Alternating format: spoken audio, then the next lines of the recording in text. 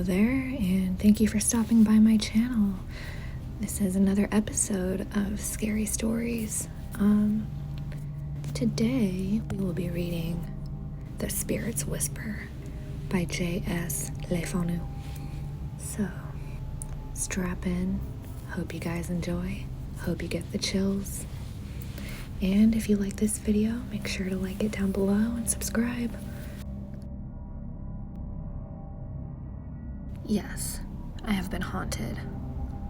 Haunted so fearfully that for some little time, I thought myself insane. I was no raving maniac. I mixed in society as heretofore, although perhaps a trifle more grave and taciturn than usual. I pursued my daily avocations. I employed myself even on literary work. To all appearance, I was one of the sanest of the sane.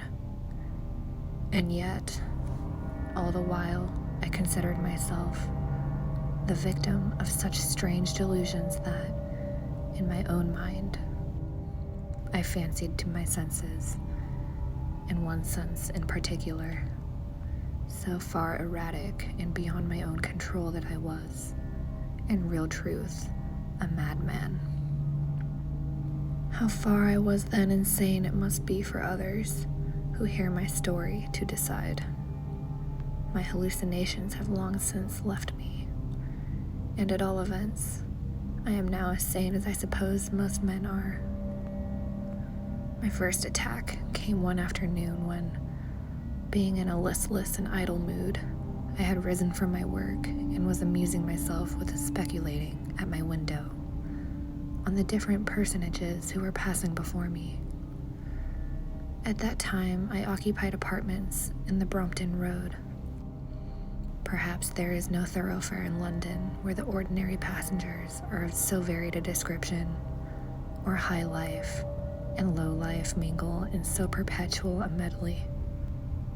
South Kensington carriages there jostle costermongers' carts. The clerk in the public office, returning to his suburban dwelling, brushes the laborer coming from his work on the never-ending modern constructions in the new district. And the ladies of some of the surrounding squares flaunt the most gigantic of chignons and the most exuberant of motley dresses before the envying eyes of the ragged girls with their vegetable baskets. There was, as usual, plenty of material for observation and conjecture in the passengers, in their character or destinations from my window on that day. Yet I was not in the right cue for the thorough enjoyment of my favorite amusement.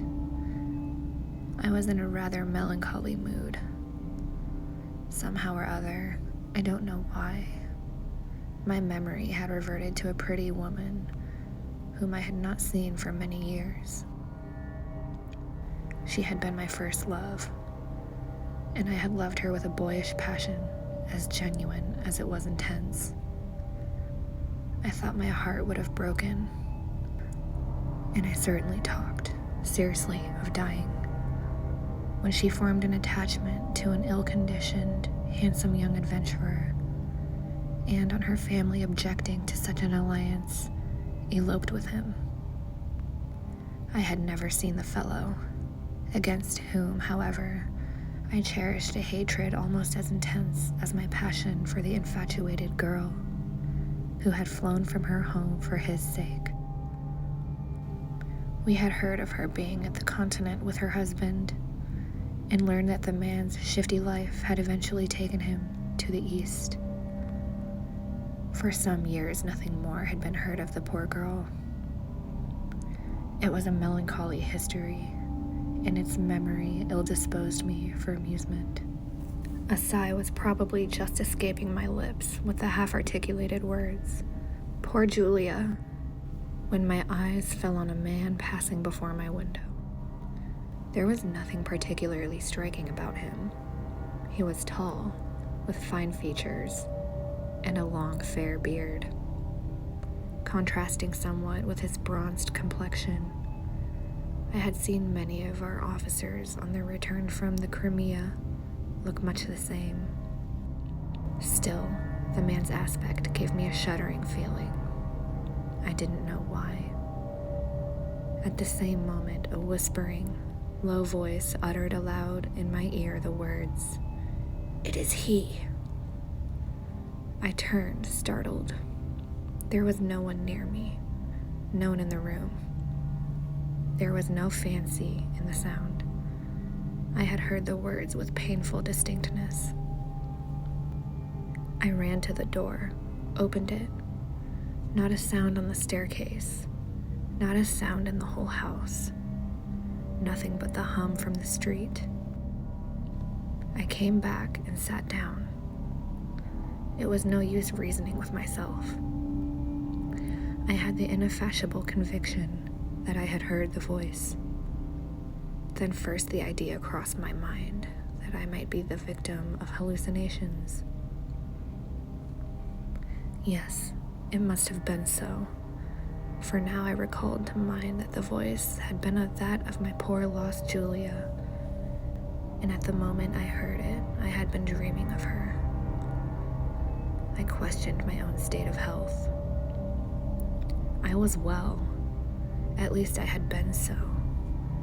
I felt fully assured up to that moment. Now a feeling of chilliness and numbness and faintness had crept over me. A cold sweat was on my forehead. But involuntarily, as it were, I again uttered the words, "Poor Julia," aloud.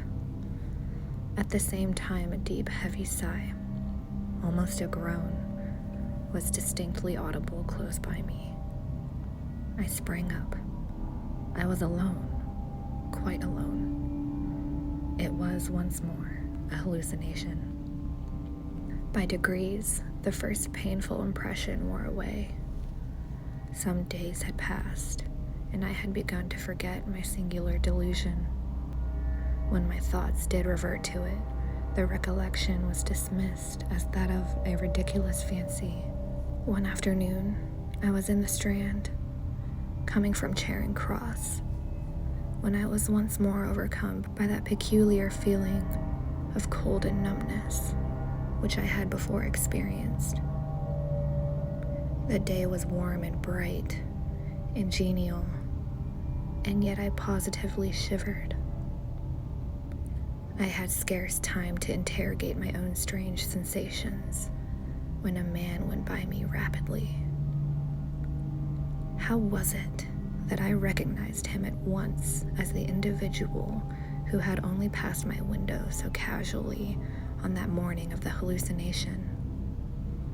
I don't know, and yet I was aware that this man was the tall, fair passerby of the Brompton Road. At the same moment, the voice I had previously heard whispered distinctly in my ear the words, "Follow him." I stood stupefied. The usual throngs of indifferent persons were hurrying past me in that crowded thoroughfare, but I felt convinced that not one of these had spoken to me. I remained transfixed for a moment. I was bent on a matter of business in the contrary direction of the individual I had remarked, and so, although with unsteady step, I endeavored to proceed on my way. Again that voice said, still more empathetically in my ear, "Follow him." I stopped involuntarily, and a third time, "Follow him." I told myself that the sound was a delusion, a cheat of my senses, and yet I could not resist the spell. I turned to follow. Quickening my pace, I soon came up with the tall, fair man, and, unremarked by him, I followed him. Whither was this foolish pursuit to lead me? It was useless to ask myself that question. I was impelled to follow. I was not destined to go very far, however. Before long, the object of my absurd chase entered a well-known insurance office. I stopped at the door of the establishment. I had no business within. Why should I continue to follow? Had I not already been making a sad fool of myself by my ridiculous conduct? These were my thoughts as I stood heated by my quick walk. Yes, heated. And yet, once more, that same low but now awful voice spoke in my ear. "Go in," it said. I endeavored to resist the spell, and yet I felt that resistance was in vain. Fortunately, as it seemed to me, the thought crossed my mind that an old acquaintance was a clerk in that same insurance office. I had not seen the fellow for a great length of time, and I had never been very intimate with him. But here was a pretext. And so I went in and inquired for Clement Stanley. My acquaintance came forward. He was very busy, he said. I invented on the spur of the moment some excuse of the most frivolous and absurd nature, as far as I can recollect for my intrusion. I had an excuse now, in my own mind, for my continued pursuit. Without deeming myself an utter madman, the excuse of curiosity to know the destiny of one with whom I had been formerly familiar, and in whom I had taken an interest. Presently, the game I was hunting down stopped at the door of the Grand Café. After a little discussion, they entered. It was a public space of entertainment. There was no reason why I should not enter also. I found my way to the first floor.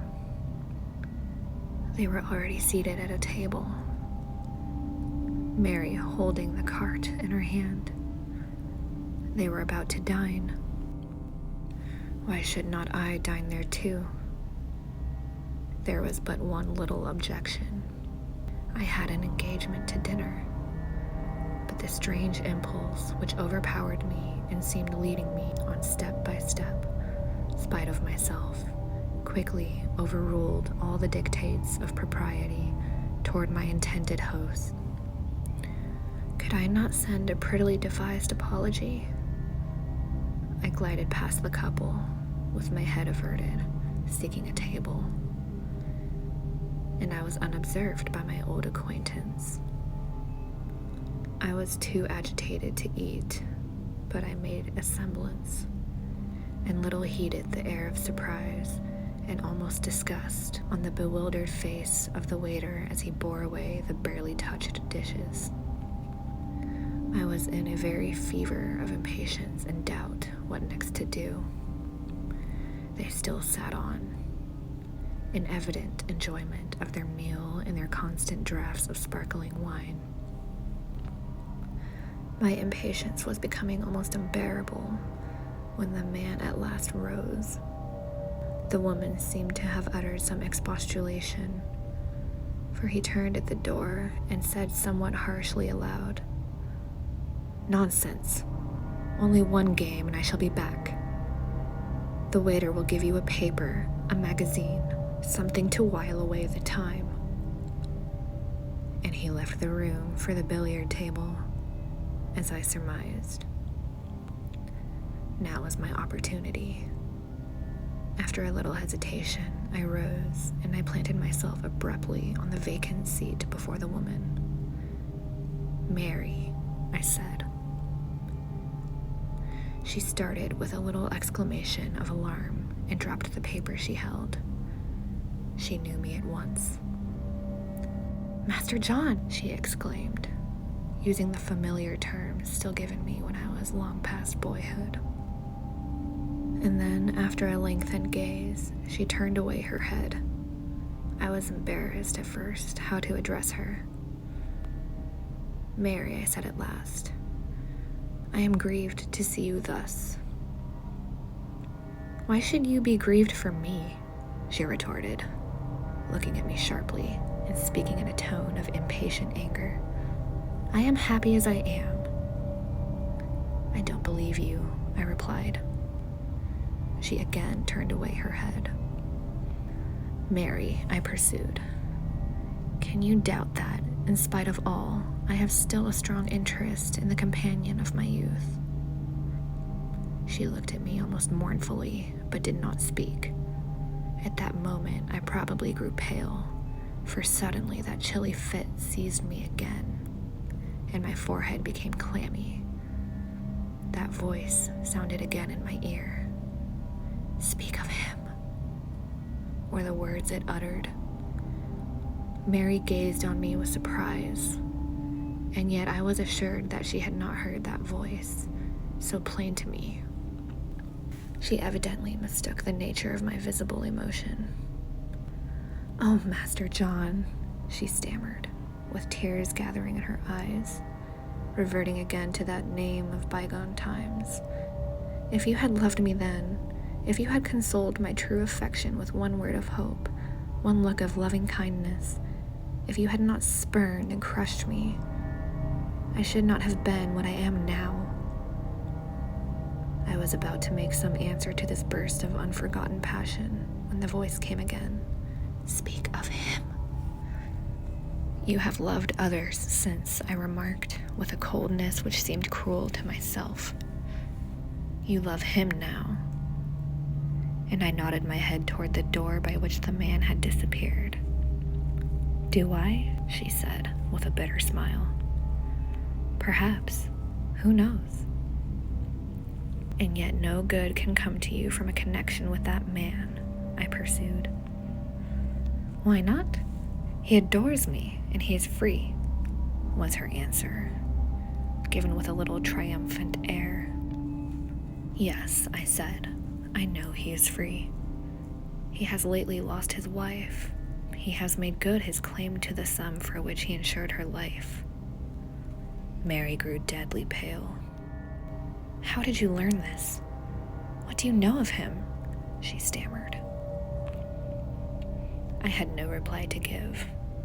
She scanned my face anxiously for some time.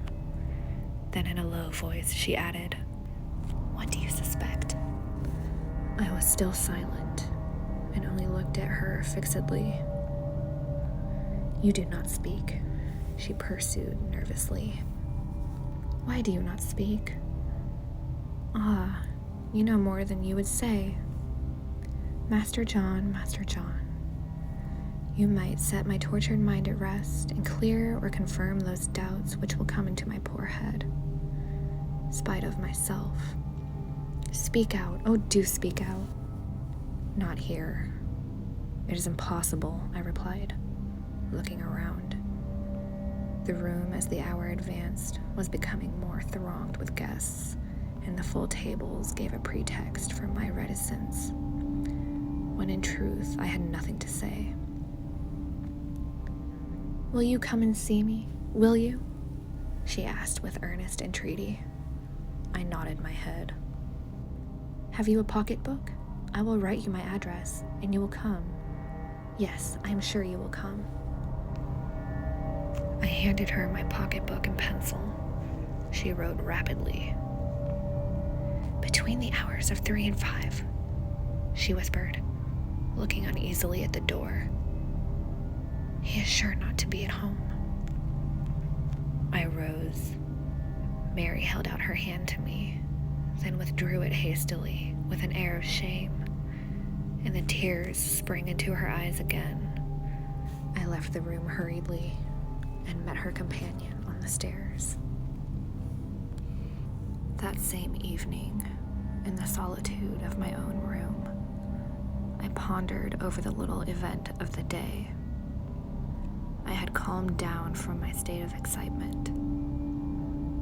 The living apparition of Mary Sims occupied my mind, almost to the exclusion of the terrors of the ghostly voice which had haunted me, and my own fears of coming insanity. In truth, what was that man to me? Nothing. What did his doings matter to such a perfect stranger as myself? Nothing. His connection with Mary Sims was our only link. And in what should that affect me? Nothing again. I debated with myself whether it were not foolish of me to comply with my youthful companion's request to visit her. Whether it were not imprudent in me to take any further interest in the lost woman. Whether there were not even danger in seeking to penetrate mysteries which were no concern of mine. The resolution to which I came pleased me, and I said aloud, "No, I will not go." At the same moment came again the voice, like an awful echo to my words, "Go."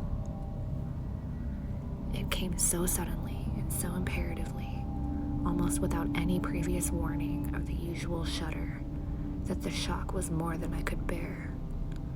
I believe I fainted.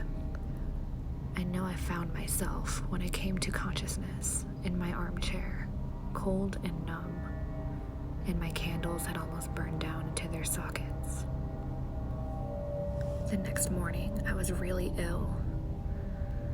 A sort of low fever seemed to have prostrated me, and I would have willingly seized so valid a reason for disobeying, at least for that day, for some days perhaps, the injunction of that ghostly voice. But all that morning, it never left me. My fearful, chilly fit was of constant recurrence, and the words, "Go, go, go," were murmured so perpetually in my ears. The sound was one of such urgent entreaty that all force of will gave way completely. Had I remained in that lone room, I should have gone wholly mad. As yet, to my own feelings, I was but partially out of my senses. I dressed hastily, and I scarce know how, but by no effort of my own will, it seemed to me, I was in the open air. The address of Mary Sims was in a street not far from my own suburb. Without any power of reasoning, I found myself before the door of the house. I knocked and asked a slipshod girl who opened the door to me for Miss Sims.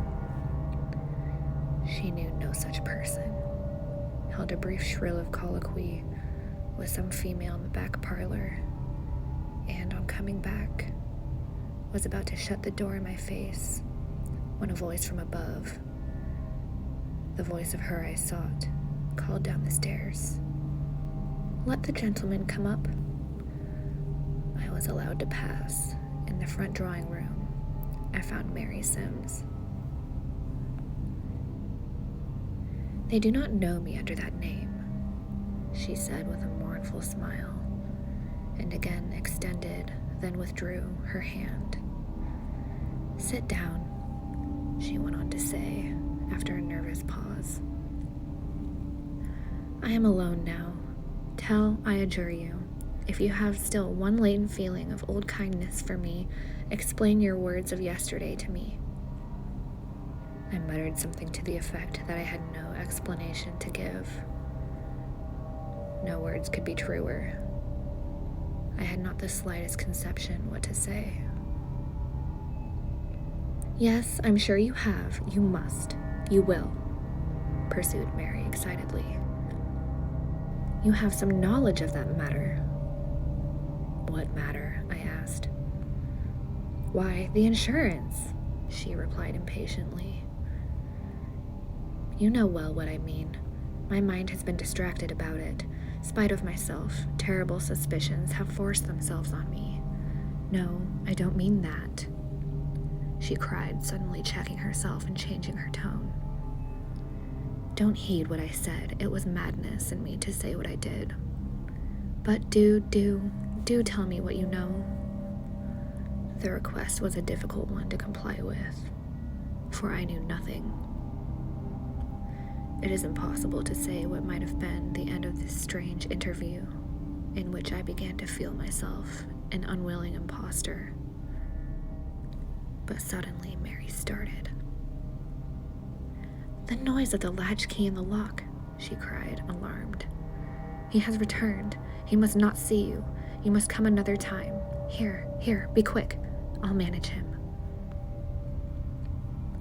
And before I could utter another word, she had pushed me into the back drawing room and closed the door. A man's step on the stairs, then voices. The man was begging Mary to come out with him, as the day was so fine. She excused herself.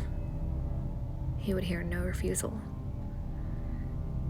At last, she appeared to consent on condition that the man would assist at her toilet. There was a little laughter, almost hysterical, on the part of Mary, whose voice evidently quivered with trepidation. Presently, both mounted the upper stairs. Then the thought struck me that I had left my hat in the front room, a sufficient cause for the woman's alarm.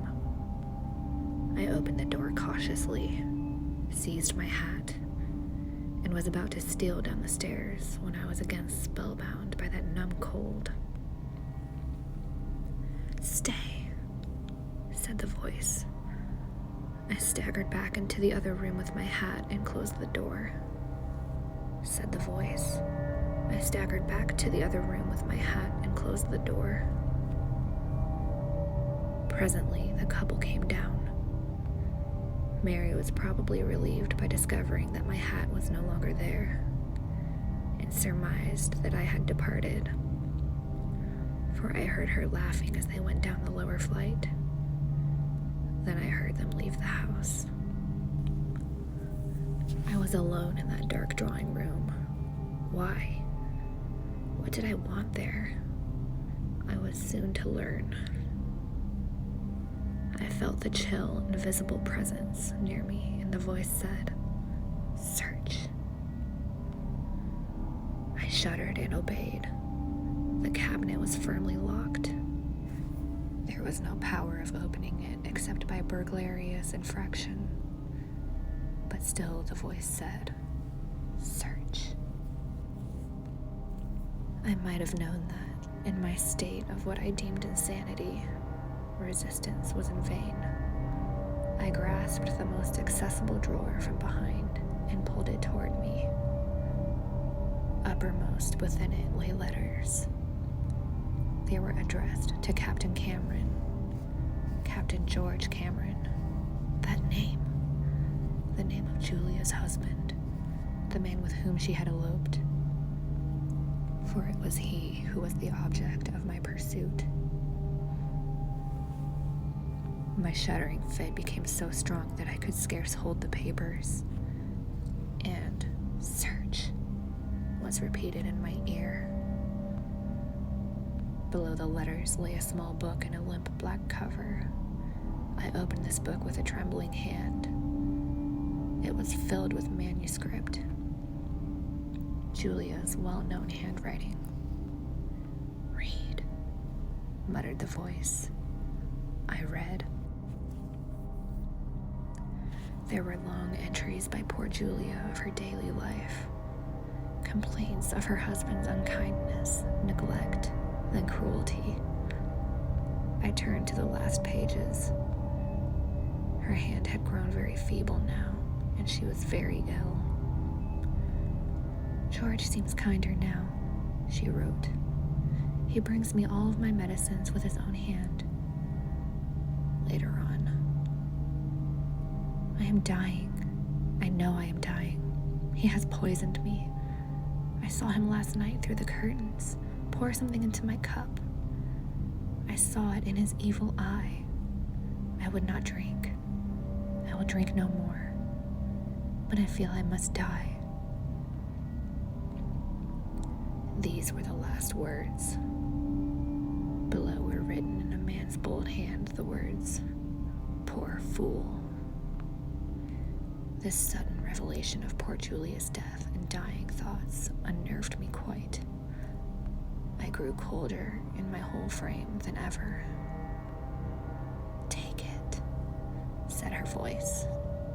I took the book, pushed back the cabinet into its place against the wall, and leaving that fearful room, stole down the stairs with trembling limbs, and left the house with all the feelings of a guilty thief.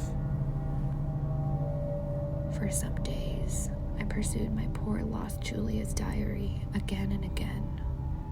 The whole revelation of her sad life and sudden death led but to one conclusion.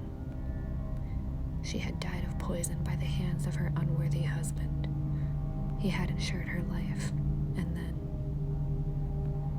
it seemed evident to me that Mary Sims had vaguely shared suspicions of the same foul deed. On my own mind came conviction, but what should I do next? How bring this evil man to justice? What proof would be deemed to exist in those writings? I was bewildered, weak, irresolute. Like Hamlet, I shrank back and temporized. But I was not feigning madness. My madness seemed all too real for me. During all this period, the wailing of the wretched voice in my ear was almost incessant. Oh, I must have been mad. I wandered about restlessly, like the haunted thing I had become. One day, I had come unconsciously and without purpose into Oxford Street. My troubled thoughts were suddenly broken in upon the solicitations of a beggar. With a heart hardened against begging impostors, and under the influence of the shock rudely given to my absorbing dreams, I answered more hearty than was my wont. The man heaved a heavy sigh and sobbed forth, "Then heaven help me." I caught sight of him before he turned away. He was a ghastly object, with fever in his hollow eyes and sunken cheeks, and fever on his dry, chapped lips. But I knew, or fancied I knew, the tricks of the trade, and I was obdurate. Why, I asked myself, should the cold shudder come over me at such a moment? But it was so strong on me as to make me shake all over. It came, the maddening voice. "Succor," it said now. I had become so accustomed already to address the ghostly voice that I cried aloud. "Why, Julia, why?" I saw people laughing in my face at this strange cry, and I turned in the direction in which the beggar had gone. I just caught sight of him as he was tottering down a street towards Soho. I determined to have pity for this once, and followed the poor man. He led me on through I know not what streets. His steps were hurried now. In one street, I lost sight of him, but I felt convinced he must have turned into a dinghy court. I made inquiries, but for a time received only rude, jeering answers from the rough men and women whom I questioned. At last, a little girl informed me I must mean the strange man who lodged in the garret of a house she pointed out to me. It was an old, dilapidated building, and I had much repugnance upon entering it. But again, I was no master of my will.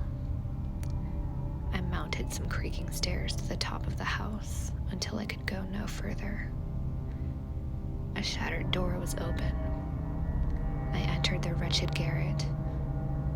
The object of my search lay now in a bundle of rags on the bare floor. He opened his wild eyes as I approached. "I have come to succor," I said, using unconsciously the word of the voice.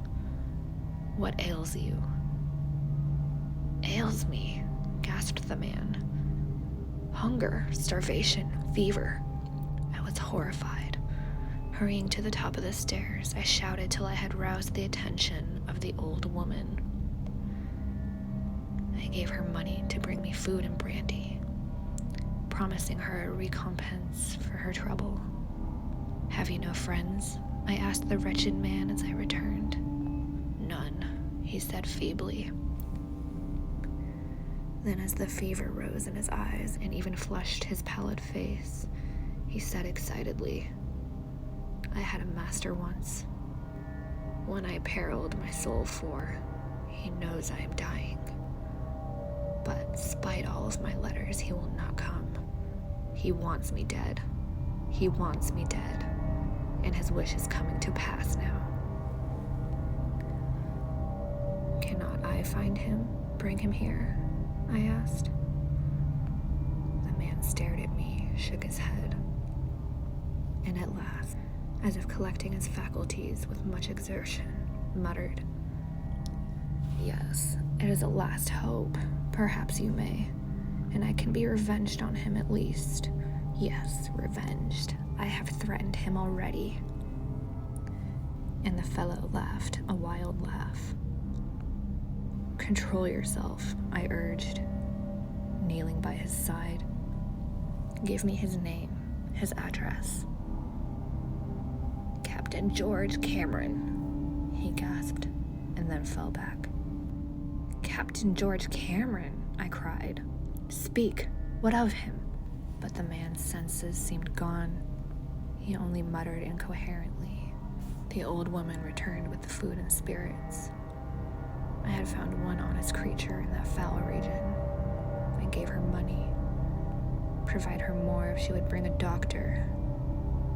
She departed on her new errand.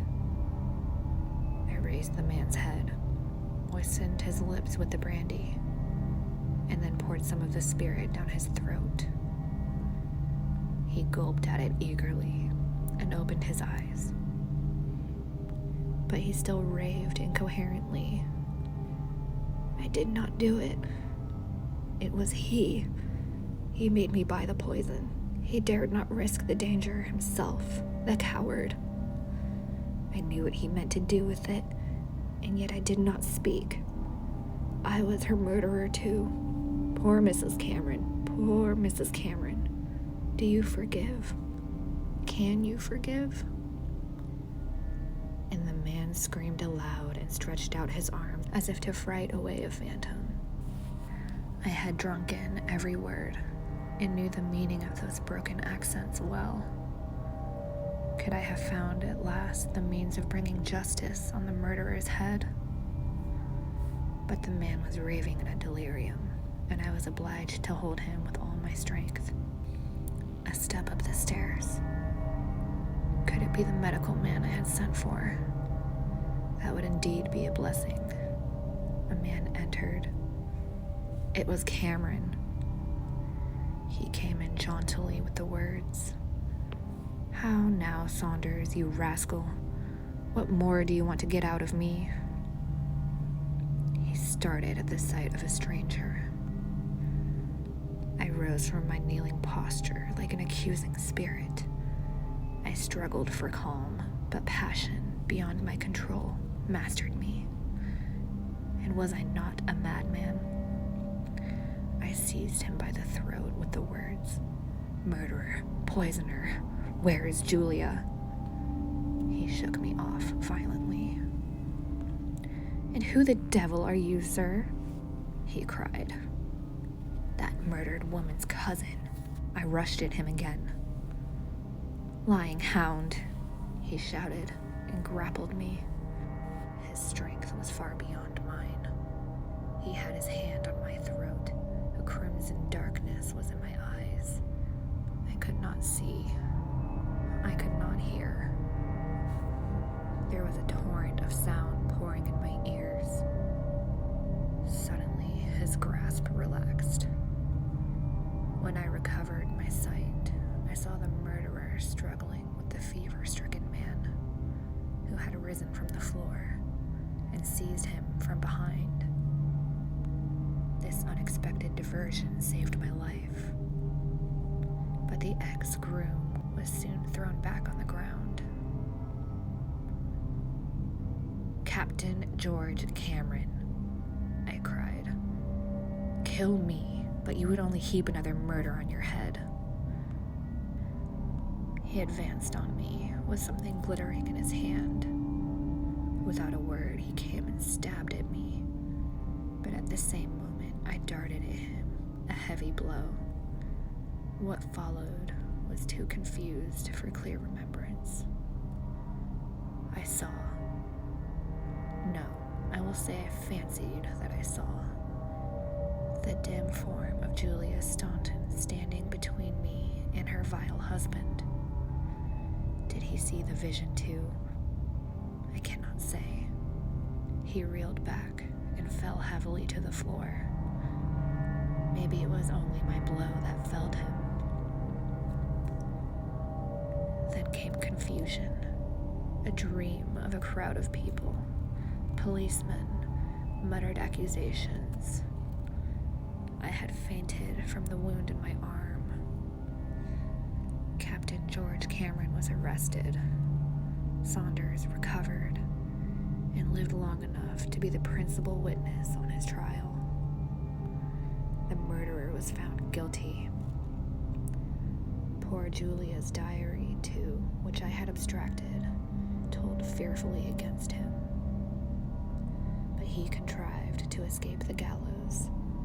He had managed to conceal poison on his person, and he was found dead in his cell. Mary Sims I never saw again. I once received a little scrawl. I am at peace now, Master John. God bless you. I have had no more hallucinations since that time. The voice has never come again. I have found out poor Julia's grave, and as soon as I stood and wept by its side, the cold shudder came over me for the last time. Who shall tell me whether I was once really mad, or whether I was not?